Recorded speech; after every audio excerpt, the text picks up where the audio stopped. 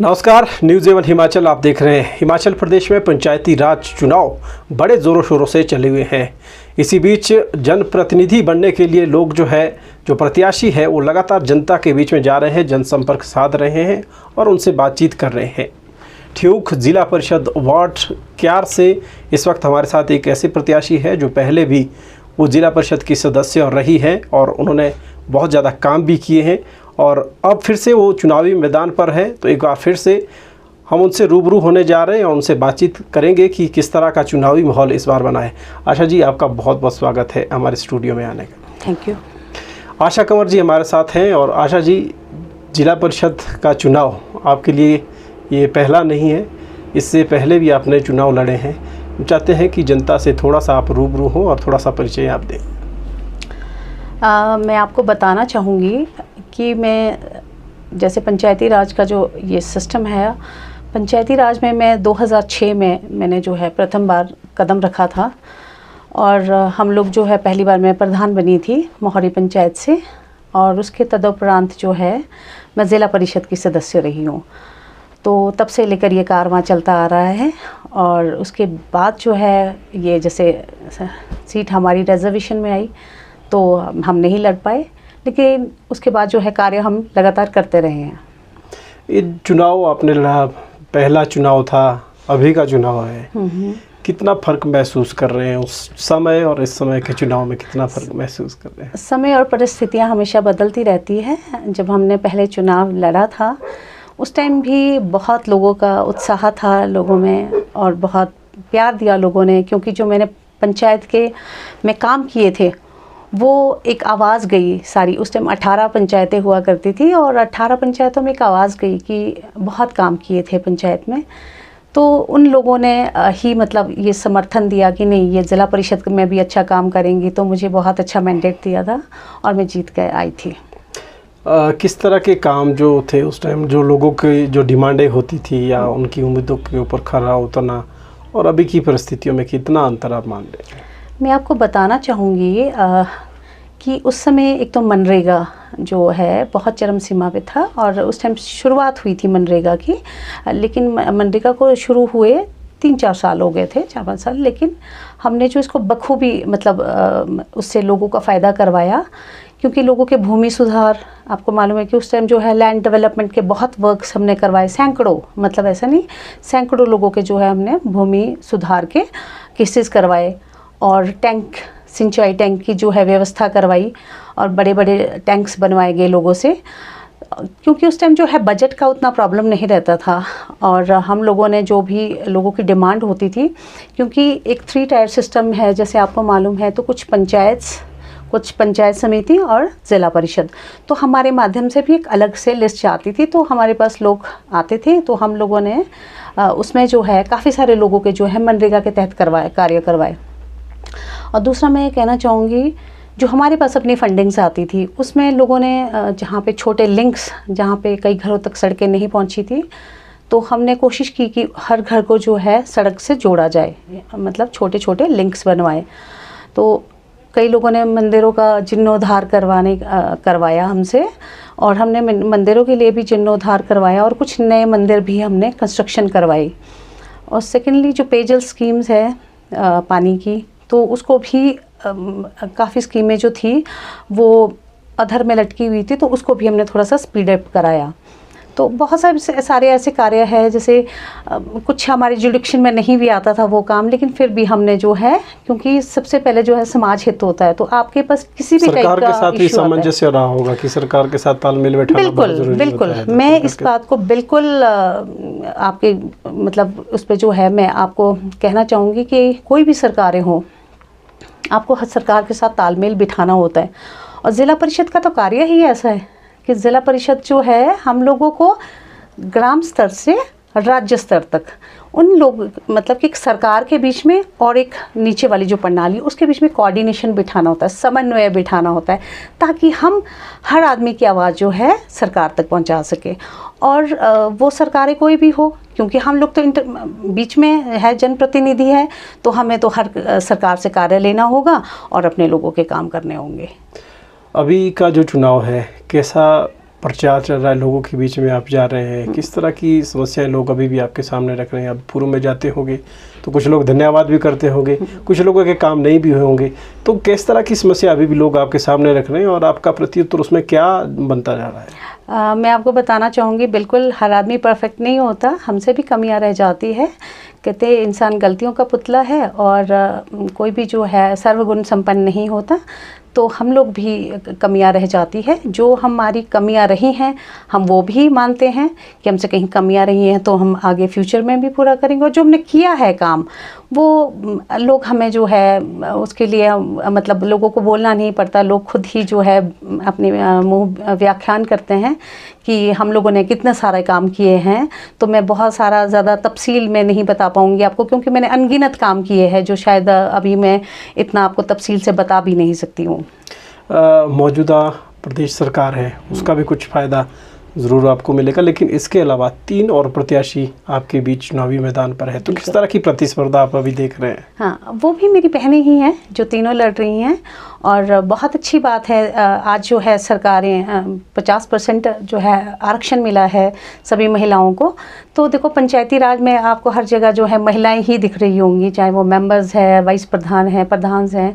तो बहुत अच्छी बात है कि देखो सरकारें भी इसके लिए बहुत सजग है कि महिलाएं आगे आएँ और जो है प्रतिनिधित्व करें। तो क्योंकि वो घर बार भी बहुत अच्छे से संभालती हैं और वो मुझे मालूम है कि वो जो अपना नेतृत्व है वो भी बहुत अच्छे से कर सकती हैं। तो ठीक है, सब हमारी बहनें हैं, ये तो जनता का मैंडेट है, जो जनता चाहेंगी वो जीतेगा। कोई बात नहीं, जो हारेगा वो भी हम सब साथ मिलकर काम करेंगे। हाँ बिल्कुल बिल्कुल। एक महिला होने के नाते कितनी जो है दिक्कतें झेलनी पड़ती हैं समाज में, कई बार पुरुषों से आपको लड़ना पड़ता है। क्या संदेश आप महिलाओं को देना चाहते हैं कि वो किस तरह से समाज में आगे आएँ? मैं ये कहना चाहूँगी, हम लोग बहुत किस्मत वाले हैं कि हम हिमाचल प्रदेश में जो हैं, क्योंकि हिमाचल प्रदेश का जो हर व्यक्ति है, मैं हमेशा सबको जो है एक देवतुल्य समझती हूँ। और जो यहाँ की माताएं और बहनें हैं वो किसी विदुषियों से कम नहीं है। वो भी किसी अपने जो है उन्होंने बहुत अच्छे से अपने घर बार या अपने स्वरोजगार या अपने बाग बगीचे वो बहुत अच्छे से संभालती हैं, और उसी तरह से जो है वो नेतृत्व भी बहुत अच्छे से कर सकती हैं। तो इतने ज़्यादा चैलेंजेस, जैसे कि कहीं यहाँ पर जैसे कई स्टेट्स में आपने देखा होगा, वहाँ पे तो महिलाएं अभी भी पर्दे में हैं, बहुत सारी दिक्कतों का सामना करने पड़ते हैं। पुरुष जो है आगे नहीं आने देते हैं, हर जगह खुद आगे आते हैं, है ना। तो महिलाओं की छवि छुप जाती है। तो मेरा यह आग्रह रहेगा सभी मेरे पुरुष भाइयों से भी और मेरे बड़ों से भी कि जो हमारी बहनें हैं उनका जो है आप व्यक्तित्व है वो खुद आने बाहर मोटिवेशन करें, उनको मोटिवेट करें और उनका व्यक्तित्व जो है खुद बाहर आने दें, ताकि जो है हमारी जो बहनें हैं वो बहुत अच्छे से अपने आप को फ्लरिश करें। मेरा ये मानना है।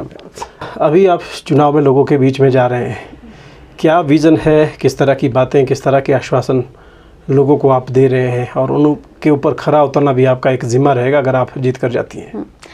मैं आपकी नॉलेज के लिए बता दूं, वैसे महिलाएं कम झूठ बोलती हैं, और सभी महिलाएं जो है जो भी अपने एजेंडाज रख रहे हैं, तो हम लोग वही बात करेंगे जो हम धरातल पर उतार सकें। जैसे मैंने कहा आपको कि मैंने पूर्व में भी जैसे काफ़ी सड़कों के हमने निर्माण करवाया, छोटी हमने जो है सड़कें निकलवाई, ट्रांसफार्मर्स लगवाए मैंने अपने टाइम में, और अभी भी हम लोग जो है ये वाली प्रक्रिया चली हुई है।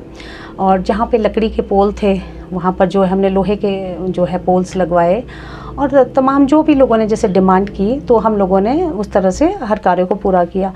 सेकेंडली मैं आने वाले टाइम में भी यही चाहूँगी कि देखो जैसे हमें जल, जंगल, ज़मीन, पहले तो मेरा यही मुद्दा रहेगा कि हमें जो है अपने जो जल के जितने भी स्रोत है उसको संरक्षित करना है ना।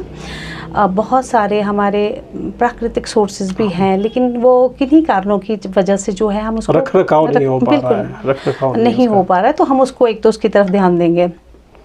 और सेकेंडली हम इन्वायरमेंट, मेरा बड़ा फोकस है कि हम इन्वायरमेंट पे काम करें, क्योंकि देखो आज सड़कें बन रही है हर जगह पर और हम लोग कटान भी हो रहा है, लेकिन हम अपनी प्रकृति को जो है थोड़ा सा डिस्ट्रॉय हो रहा है, और उस प्रकृति को बचाने के लिए हमें कुछ सॉइल जो बाइंडिंग प्लांट्स होते हैं, प्रोटेक्शन प्रोटेक्शन वो हमें करना होगा, क्योंकि आने वाले समय के लिए जो है हमें बहुत ज़रूरी होगा कि हम अपने एनवायरनमेंट को भी अपना बचा कर रखें, है ना।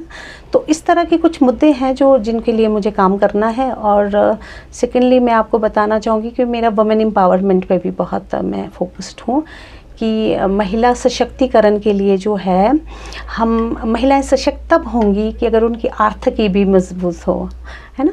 उन लोगों को जो है उनका एक मतलब लाइक उनका जो एक आर्थिक उनकी ज़्यादा अच्छी होगी, कैपिटल उनका पास होगा, है ना। जब आप आत्मनिर्भर होंगी तो सशक्त अपने आप जो है। इस दिशा में काफ़ी पिछले कुछ सालों में कदम भी उठाए महिलाएं। अब देख रहे हैं कोई अचार बना रहा है, कोई जैम बना रहा है, इस तरह स्वयं सहायता समूह आगे आए हैं। जैसे मेरे पास काफ़ी सारी महिलाओं से मैं मिली अभी, तो वो कर रही हैं इस दिशा में काम। लेकिन कई बहनों से मुझे सुनने में भी आया कि कई बार थोड़ा प्रोडक्ट में कोई प्रॉब्लम आ जाती है, मेन आती है मार्केट की प्रॉब्लम। तो मैं आने वाले समय में मेरा एक विज़न है कि मैं एक फूड प्रोसेसिंग यूनिट, चाहे वो छोटा ही हो, लेकिन हमने एक फूड प्रोसेसिंग यूनिट स्टार्ट करना है, ताकि उसमें जो है महिलाओं को हम प्रशिक्षण भी करवा सकें और वहाँ पर जो है हम प्रोडक्ट्स भी कुछ मैनुअली और कुछ मशीन के द्वारा जो है तैयार करवा सकें। और साथ में यूथ जो है हमारे युवा साथियों के लिए हम लोगों ने यही सोचा है कि जैसे आज की पीढ़ी हमारी थोड़ा नशे की तरफ जा रही है, बहुत ज़्यादा। तो इसमें हम सब आप और हम सब, चाहे मीडिया है, चाहे हम लोग हैं, जनप्रतिनिधि है या आम सभी दलों के नेता है या कोई भी है, जब तक हर घर से हर पुरुष, हर महिला, हर बच्चा, हर युवा नहीं जुड़ेगा, तब तक हम इस मुहिम को, चिट्टे जैसी मुहिम को जो है ख़त्म नहीं कर पाएंगे। इसको ख़त्म करने के लिए हमें इसे अभियान बनाना पड़ेगा। जब हम अभियान किसी चीज़ को बनाते हैं तभी हम उसको सक्सेसफुल कर सकते हैं। तो मेरा ये मानना है कि हम लोगों को इस दिशा में भी बहुत कार्य करना है। और साथ में जो हमारे युवा साथी है उनके लिए मैं इन फ्यूचर यही सोचा है कि एक बड़े प्रीमियर लीग की शुरुआत की जाए। खेल मैदानों की बहुत कमी है ग्रामीण क्षेत्रों में, और ऐसी प्रतिस्पर्धाएं जिसमें आर्थिक रूप से भी थोड़ा खिलाड़ी जो है आगे जा नहीं पाते। तो इस संदर्भ में तो मैंने यही सोचा है कि एक बहुत बड़ा ग्राउंड हम कहीं पर जो है चिन्हित करेंगे और बड़ा लेवल का जो एक ग्राउंड बनाएंगे, ताकि वहाँ पर जो है हमारे युवा साथी जो है इस तरह के अपने जो आयोजन है, क्रिकेट का आयोजन है या कोई भी मैचेस वगैरह होते हैं, तो वो बड़े अच्छे से जो है उस कार्य को वहाँ पर अंजाम दे सकें। चुनावी प्रचार जो है बिल्कुल अब अंत की तरफ जा रहा है और चुनाव बिल्कुल नज़दीक है। ऐसे में लोगों से क्या अपील आप करना चाहती हैं? मैं तो यही अपील करूंगी अपने सभी मतदाताओं से और सभी लोगों से कि हम इलेक्शन तो अभी 1 महीने शायद बीतने पे आया है और कुछ रोज़ में ये ख़त्म भी हो जाएगा। तो हम जो है अपने समाज में एक सौहार्दपूर्ण जो है वातावरण रखें, सब मिलजुल कर रहें और हम किसी पे ज़्यादा टिक्का टिप्पणी ना करें, क्योंकि हमें कल को अपने समाज में ही और अपने घर परिवार में रहना है। तो और दूसरी बात ये है, क्योंकि अगर हमें एक स्वच्छ राजनीति की हम कल्पना करते हैं तो उसके लिए हमें बहुत ज़रूरी है कि हम अपने अंदर जो है थोड़ा सकारात्मक सोच लाएं और हम जो है सब मिलकर कार्य करें अपने समाज को बेहतर करने के लिए। क्योंकि अगर हमारे अंदर ही पॉजिटिवनेस नहीं रहेगी तो हम अपने समाज को क्या संदेश देंगे। तो मैं इन्हीं शब्दों के साथ ये आपसे अलविदा चाहूँगी। धन्यवाद। तो ये थे हमारे साथ आशा कंवर, जिन्होंने जो है अपने अनुभव के साथ नए और पुराने के जोड़ जो है उनके अपने अनुभव हैं, लोगों के साथ में वो जा रही है, क्या किस तरह का फीडबैक उन्हें मिल रहा है और आने वाले समय में वो क्या कुछ करना चाहती है। तमाम वो सारी बातें, वो खेल की हो, चाहे स्वरोज़गार की हो, महिला सशक्तिकरण की हो, वो सारी बातें जो है इन्होंने अपने बीच में रखी है। और आने वाले पंचायती राज चुनाव में क्या परिणाम आते हैं, लोग किस तरह से इनका समर्थन करते हैं, वो देखने वाली बात होगी। फिलहाल हमारे साथ जुड़ने के लिए आपका बहुत बहुत धन्यवाद। देखते रहें न्यूज़ A1 हिमाचल। नमस्कार।